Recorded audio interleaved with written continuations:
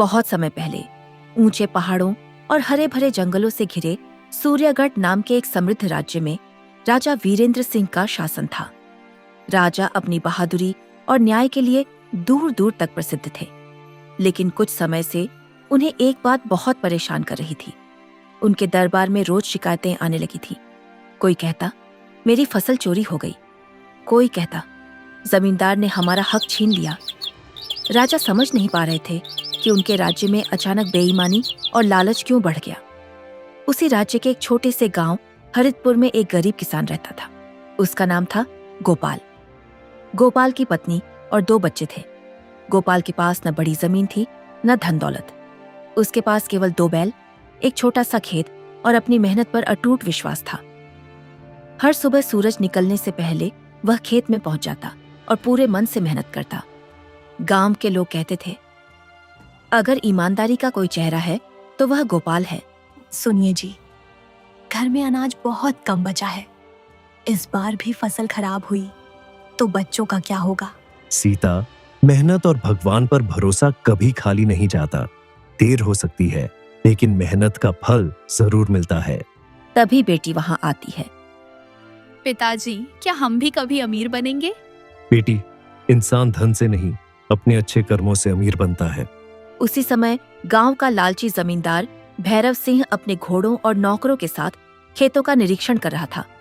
उसकी नजर गोपाल के खेत पर पड़ी। वह जानता था कि गोपाल गरीब है, लेकिन उसकी ईमानदारी और मेहनत पूरे गांव में सम्मान पाती है। यही बात भैरव सिंह को बिल्कुल पसंद नहीं थी। उसने मन ही मन ठान लिया, इस किसान की ईमानदारी को मैं उसके लिए सबसे बड़ी मुसीबत बना दूंगा।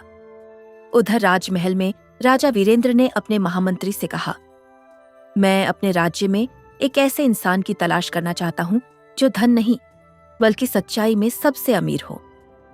महामंत्री ने सिर झुकाकर कहा, महाराज, शायद आपकी तलाश जल्द ही पूरी होने वाली है।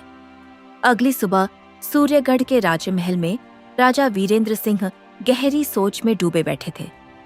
उन्हें विश्वास नहीं हो रहा था कि उनके राज्य में गरीब लोग न्याय के लिए तरस रहे हैं। राजा ने अपने महामंत्री से कहा, सच्चाई केवल महल में बैठकर नहीं मिलती।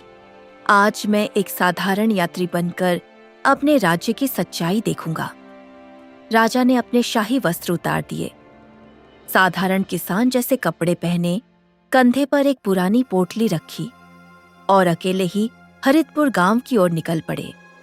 दोपहर की तेज धूप थी। हरितपुर गांव के बाहर राजा ने देखा कि एक किसान बैलों के साथ खेत जोत रहा है। उसके चेहरे पर थकान थी, लेकिन मेहनत रुक नहीं रही थी। वह किसान था गोपाल।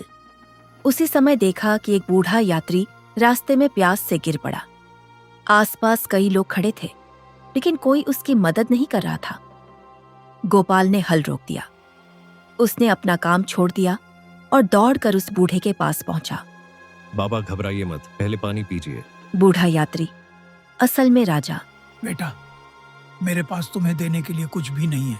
गोपाल मुस्कुराकर, मदद कभी इनाम के लिए नहीं की जाती बाबा, इंसानियत सबसे बड़ा धर्म है।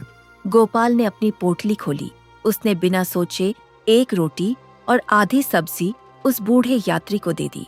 राजा यह देखकर भीतर ही भीतर भावुक हो गए। तभी गांव का लालची जमींदार भैरव सिंह वहां आ पहुंचा। उसने गोपाल को काम छोड़कर एक अजनबी की मदद करते देखा और गुस्से से बोला, गोपाल, पहले मेरा खेत पूरा जोत, फिर दूसरों की सेवा करना। मालिक, खेत बाद में भी जोता जा सकता है, लेकिन किसी की जान नहीं। आज से तुम्हें मेरे खेत में काम नहीं मिलेगा।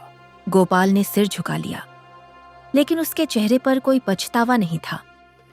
राजा खड़े खड़े यह सब देख रहे थे।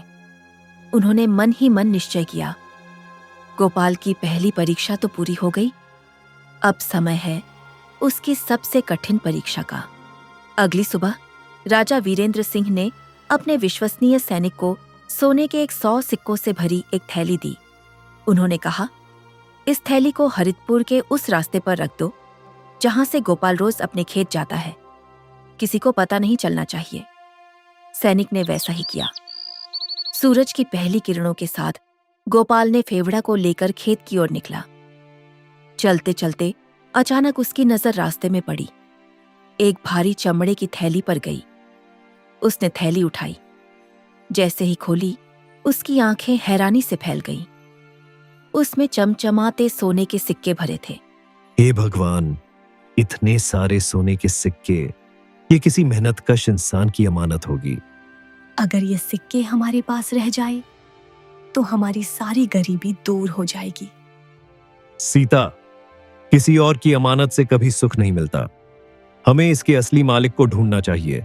गोपाल उसी समय गांव के चौपाल पहुंचा और ऊंची आवाज में बोला, क्या किसी की सोने के सिक्कों की थैली खो गई है? गांव वाले हैरान रह गए। कुछ लालची लोग झूठ बोलकर थैली लेने की कोशिश करने लगे, लेकिन गोपाल हर व्यक्ति से थैली का सही निशान पूछता। कोई भी सही जवाब नहीं दे पाया। दूर खड़े राजा ये सब देख रहे थे। उनके चेहरे पर संतोष की मुस्कान थी। तभी भीड़ को चीरता हुआ लालची जमींदार भैरव सिंह आगे आया और ऊंची आवाज में बोला, ये थैली मेरी है, इसे तुरंत मुझे वापस करो। गांव वाले एक दूसरे का चेहरा देखने लगे। गोपाल ने बिना घबराए शांत स्वर में कहा, जमींदार जी, अगर ये थैली आपकी है तो बताइए, इसमें कितने सिक्के हैं और थैली पर क्या निशान बना है? वो उसमें लगभग 100 सिक्के होंगे। लगभग नहीं, ठीक ठीक बताइए। इतनी छोटी बात कौन याद रखता है? जल्दी से थैली मुझे दे दो। गोपाल ने थैली सबके सामने खोली। अंदर एक छोटा सा कपड़े का टुकड़ा था, जिस पर राजमहल का शाही चिन्ह बना हुआ था। यह देखकर जमींदार का चेहरा उतर गया। दूर खड़ा साधारण यात्री, जो वास्तव में राजा वीरेंद्र सिंह थे, सब कुछ ध्यान से देख रहे थे। जिसकी यह थैली होगी, उसे इस शाही निशान के बारे में जरूर पता होगा। तुम मुझे झूठा साबित करना चाहते हो। मैं केवल सच्चाई जानना चाहता हूँ। तभी साधारण यात्री आगे बढ़ा। उसने थैली अपने हाथ में ली और मुस्कुरा कर कहा, अब समय आ गया है कि सच सबके सामने आ जाए। इतना कहते ही उसने अपनी पगड़ी उतारी। सभी लोग आश्चर्य से चिल्ला उठे, महाराज, महाराज वीरेंद्र सिंह। महाराज, मुझसे भूल हो गई। भूल नहीं भैरव सिंह, ये लालच है तुम्हारा। राजा ने गोपाल की ओर देखा। उनकी आंखों में गर्व था। उन्हें विश्वास हो गया कि गोपाल केवल मेहनती किसान ही नहीं, बल्कि सच्चे चरित्र वाला इंसान भी है। लेकिन राजा ने मन ही मन सोचा, ईमानदारी की सबसे कठिन परीक्षा अभी बाकी है।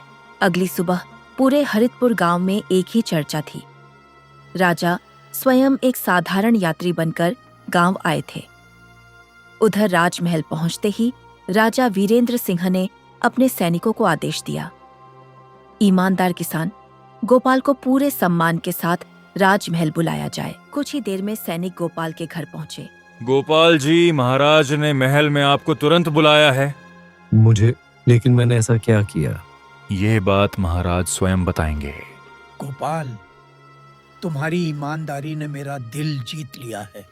महाराज, मैंने तो केवल अपना कर्तव्य निभाया।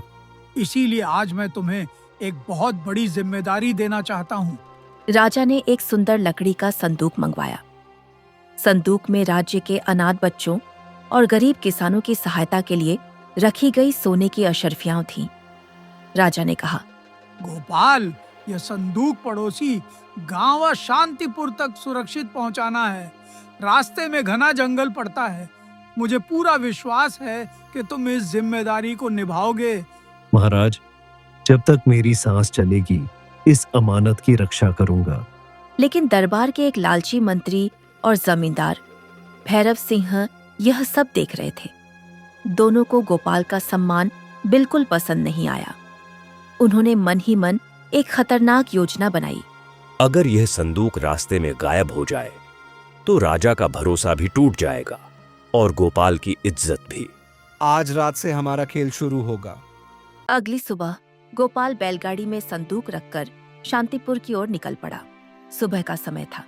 सूरज की किरणें घने जंगल के ऊंचे पेड़ों के बीच से छनकर जमीन पर पड़ रही थी। गोपाल बैलगाड़ी में राजा का संदूक लेकर शांतिपुर की ओर बढ़ रहा था। उसे पता नहीं था कि झाड़ियों के पीछे कुछ डाकू उसकी हर गतिविधि पर नजर रखे हुए हैं। दूसरी ओर लालची जमींदार, भैरव सिंह और भ्रष्ट मंत्री दूर से मुस्कुरा रहे थे। उनकी योजना अब शुरू हो चुकी थी। आज गोपाल की ईमानदारी नहीं, उसकी किस्मत उसकी परीक्षा लेगी। जब संदूक गायब होगा तो महाराज का भरोसा भी टूट जाएगा। जैसे ही गोपाल जंगल के बीच पहुंचा, अचानक 4 नकाबपोश डाकू तलवारें लेकर सामने आ गए। उन्होंने बैलगाड़ी को चारों ओर से घेर लिया। रुक जाओ किसान, जो संदूक तुम्हारे पास है उसे हमारे हवाले कर दो। यह संदूक मेरी नहीं, महाराज की अमानत है। इसे मैं किसी भी कीमत पर नहीं दूंगा। तो फिर अपनी जान से हाथ धोने के लिए तैयार हो जाओ। गोपाल ने बैलों को पीछे किया और पूरे साहस से डाकुओं का सामना किया।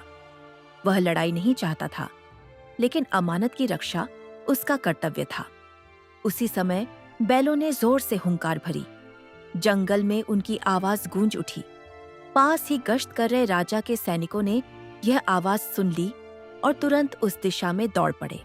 इसे पकड़ लो। तभी सैनिकों की आवाज सुनाई देती है। सैनिकों को देखकर डाकू जंगल की ओर भाग निकले। गोपाल ने राहत की सांस ली। संदूक पूरी तरह सुरक्षित था, लेकिन भागते भागते एक डाकू के हाथ से एक सोने की अंगूठी गिर गई। उस अंगूठी पर भैरव सिंह की हवेली का निशान बना हुआ था। गोपाल ने अंगूठी उठाई और ध्यान से उसे अपनी जेब में रख लिया। उसे एहसास हो गया कि इस हमले के पीछे कोई बहुत बड़ा षड्यंत्र छिपा है। गोपाल ने अपनी जेब से सोने की अंगूठी निकाली और दोनों हाथों से राजा वीरेंद्र सिंह के सामने रख दी। अंगूठी पर सूर्यगढ़ राज्य के सबसे बड़े जमींदार भैरव सिंह की हवेली का विशेष निशान बना हुआ था। राजा ने अंगूठी को ध्यान से देखा। उनके चेहरे का भाव गंभीर हो गया। पूरा दरबार शांत हो गया। किसी की हिम्मत नहीं थी कि एक शब्द भी बोल सके। गोपाल, ये अंगूठी तुम्हें कहाँ मिली? महाराज, जंगल में जब डाकुओं ने हमला किया, तब भागते समय उनके सरदार के हाथ से यह अंगूठी गिर गई। महाराज, यह तो भैरव सिंह की निजी मोर वाली अंगूठी है। राजा ने तुरंत सैनिकों को आदेश दिया, भैरव सिंह को अभी इसी समय दरबार में उपस्थित किया जाए। कुछ ही देर में सैनिक भैरव सिंह को दरबार में ले आए। वह घबराया हुआ था, लेकिन फिर भी अपने चेहरे पर झूठा आत्मविश्वास दिखाने की कोशिश कर रहा था। भैरव सिंह, क्या यह अंगूठी तुम्हारी है? नाना महाराज, ऐसी तो अंगूठी कोई भी बनवा सकता है। महाराज, मैंने अपनी आंखों से इसे डाकू के हाथ से गिरते देखा है। तभी सैनिक ने, महाराज, हमने जंगल से एक डाकू को पकड़ लिया है। वह सब सच बताना चाहता है। राजा ने तुरंत उसे दरबार में बुलाने का आदेश दिया। महाराज, हमें भैरव सिंह और दरबार के एक मंत्री ने सोने का लालच देकर भेजा था। उन्होंने कहा था कि किसी भी तरह गोपाल से संदूक छीन लो। झूठ, ये सब झूठ है। मेरे पास इनके दिए हुए सोने के सिक्के अभी भी छिपे हुए हैं। अब सच्चाई सबके सामने थी। राजा का चेहरा क्रोध से लाल हो गया। उन्होंने पहली बार महसूस किया कि उनके अपने दरबार में बैठे लोग ही उनकी प्रजा के साथ विश्वासघात कर रहे थे। लेकिन राजा ने तुरंत दंड नहीं दिया। उन्होंने कहा, कल पूरे राज्य के सामने न्याय होगा। कोई भी कानून से ऊपर नहीं है। भैरव सिंह, तुम्हारा फैसला कल जनता के सामने सुनाया जाएगा। महाराज, मुझे एक मौका दीजिए। मौका तुम्हें तब याद नहीं आया जब तुमने एक ईमानदार किसान को फंसाने की साजिश रची थी। अगली सुबह सूर्यगढ़ के राजमहल के विशाल प्रांगण में हजारों लोग इकट्ठा थे।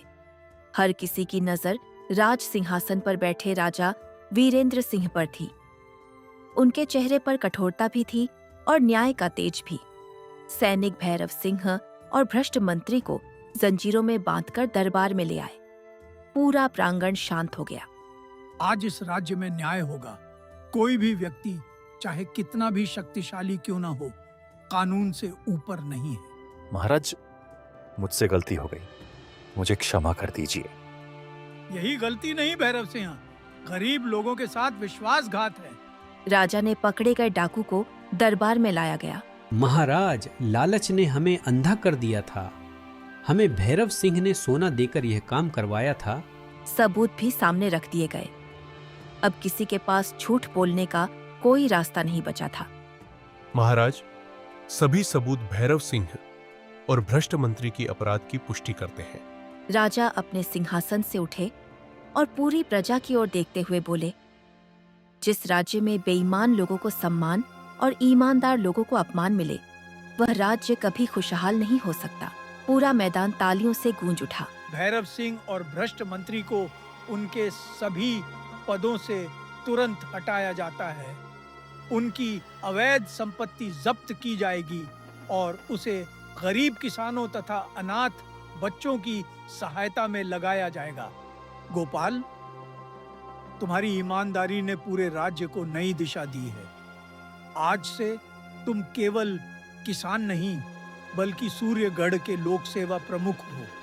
तुम्हारा काम होगा गरीब किसानों की समस्याएं सीधे मेरे पास पहुंचाना। महाराज, यह सम्मान मेरा नहीं, ईमानदारी का सम्मान है। मैं जीवन भर आपकी प्रजा की सेवा करूंगा